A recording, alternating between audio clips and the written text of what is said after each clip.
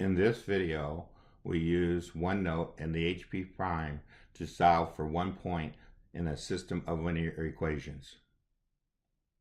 We have the function app selected, and we have input into our calculator the two equations into the solve.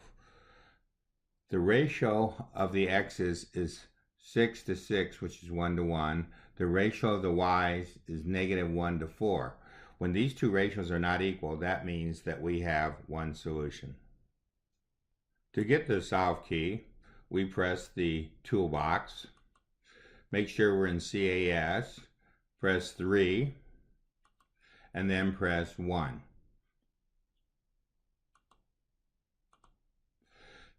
We write our equation in, comma, and we want to solve for y. So in both these cases, we end up with what the y variable is for our equation. We want to eventually input this into the symbolic view of our calculator. So we need to get these a little bit simpler. So we use the simplify command, and we see that the simplify command does not split out the x and the constant. So we want to use the expand command.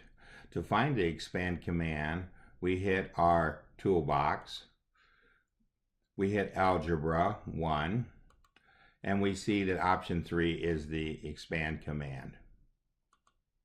Before going to our function app, let's look at the second screenshot we have here.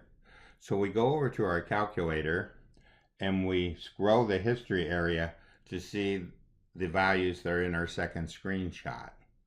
So what we do here is we take the two equations that we've come up with, we type them into our calculator. Notice the braces and the commas in the first parameter and the second parameter list. So what we do is we use the Shift 5 to get the braces that we need to come up with our answer. As we see, the answer comes out to be the vector 49 over 30 and 19 over 5 inside the list operator. If we press the approximate key, ABC, then it converts the answer over to decimal for us. Let's go and take a look at the symbolic view of the function operator. We have already typed in the values 6x minus 6 and -3 halves times x plus 25 fourths. The first one you could just type directly in. The second one we can use the copy and paste. So we can go over here to this one, highlight it, do the copy operation right here, not the copy with the soft key, but this copy, and then we can paste it in.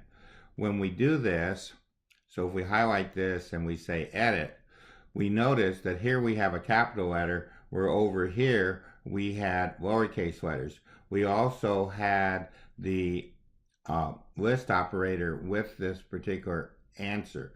So we have to get rid of those for this to draw the picture. So what we have to do is we have to backspace to get rid of the last one, and on the first one, if we hit the delete with the shift, we can delete the first one. So this is how we got our two equations into the symbolic view.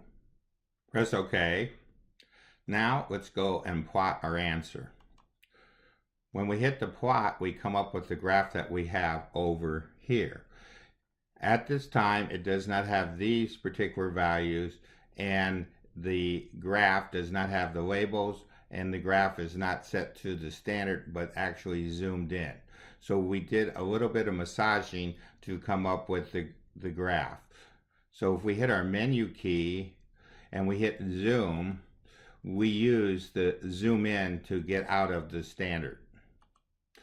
If we hit the menu key and hit the go to, it asks us for the value that we want to type in. So since x is 49 over 30, we put in 49 divided by 30. Press OK. Then if we hit the menu, we come up with this particular value. So this is our solution to our graph using the HP prime calculator. Onenote also lets us do a lot of work with solving one point. So if we take our two separate y's here and set them equal to each other like we would do with elimination of a variable, we can highlight this particular one. We can go to our insert and we can hit our math function and end up with this graph.